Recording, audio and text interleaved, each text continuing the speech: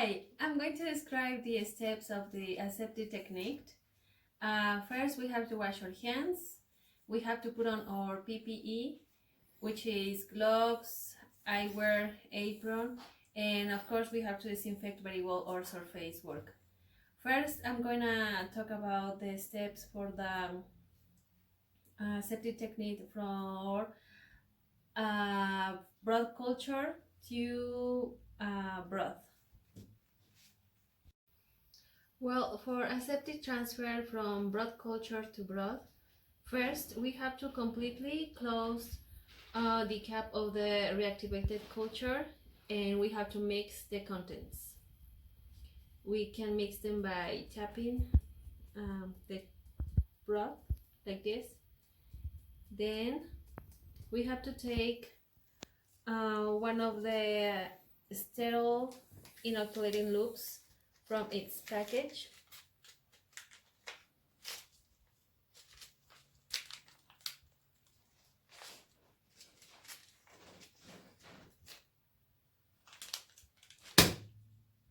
We have to take it with our dominant hand. We don't have to set the loop on the table because it will contaminate the loop. Now we have to remove the cap of the reactivated culture. We have to be very careful to do not set the cap down. We have to hold it like this with our pinky finger. And now we have to flame the mouth of the tube.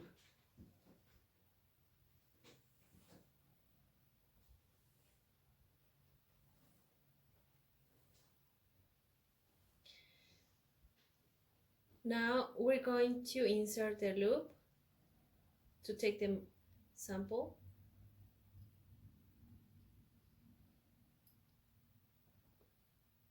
We remove the loop. We flame the mouth of the tube again.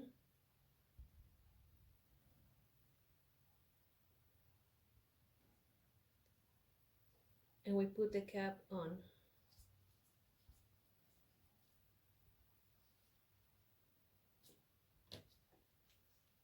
Next, we hold our nutrient broth, same way like we did with the first tube. We open it, we flame the mouth, sorry.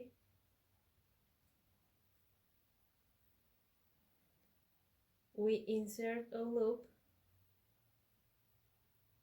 and we stir it into the broth. We remove it, flame the mouth again,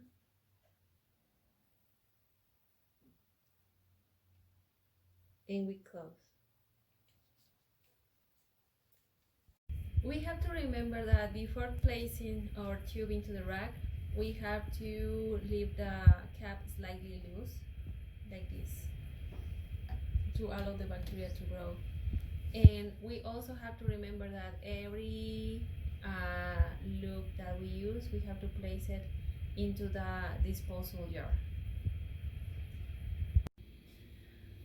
Okay, well now I'm going to show the steps of the aseptic transfer from broth culture to slant. Like we did in the first aseptic transfer from broth culture to nutrient broth, we are going to hold one of our loops first. We are going to open our tube this way, and we have to remember that every time that we open the tube, we have to hold it inclined so we don't allow any air bacteria to enter into the tube. We flame the mouth of the tube.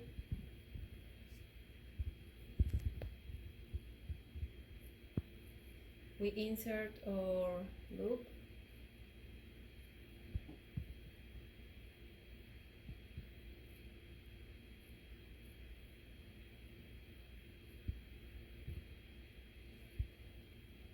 Flame the tube again.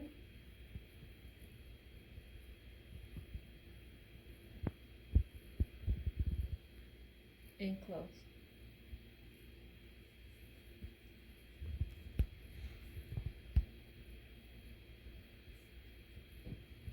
Place the tube into the rack. Now we have to take our slant.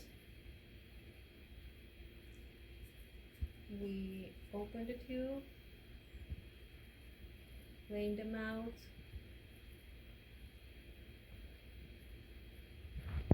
and now we have to insert our loop, but we have to remember that we have to draw the loop back out of the tube, dragging it side to side across the surface of the agar, and we do not have to make so much pressure into the agar.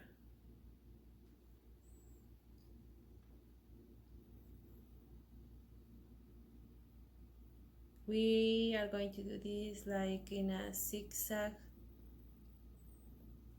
fashion, like this.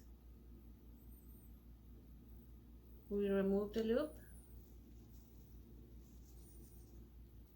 flame the mouth again,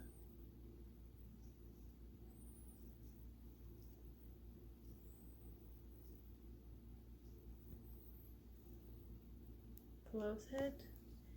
Again, we have to leave it slightly closed, place it into the rack, and dispose the loop. Now I'm going to describe the steps of the aseptic transfer from broad culture to plate.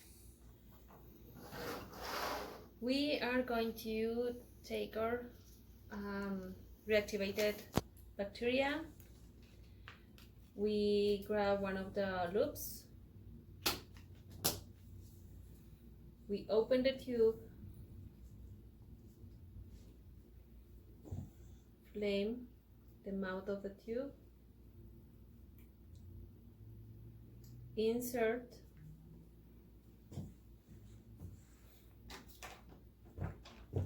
the loop,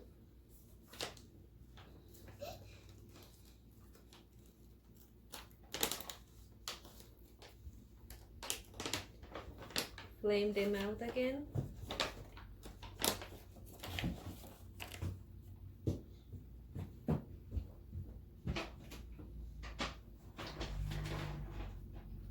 close,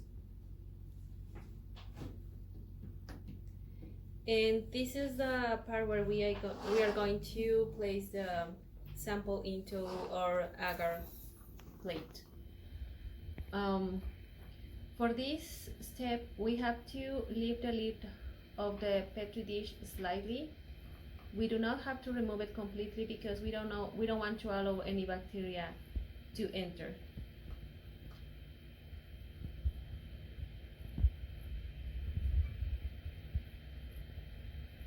And we are gonna place our sample in a zigzag way.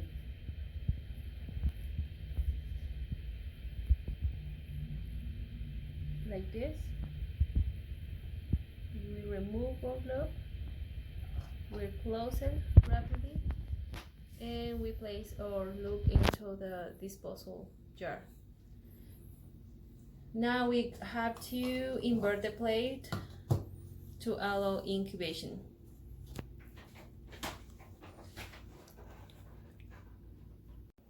Well, now when we finish our lab work, we have to follow the disposal and cleanup guidelines, and we have to disinfect the work areas that we have used. Thank you for watching this video.